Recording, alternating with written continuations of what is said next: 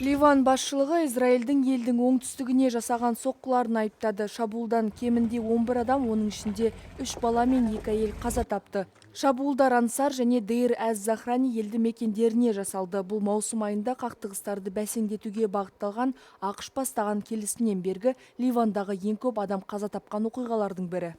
Екі тарап келесі айда Римде келіссөздерді жалғастыруы тиіс. Ливан президенті Жозеф Аун Израилдің соққылары келіссөздер процесі мен АКШтың келісімді жүзеге асыру жөніндегі күш-жігеріне қатысты айқын белгі бергенін айтты.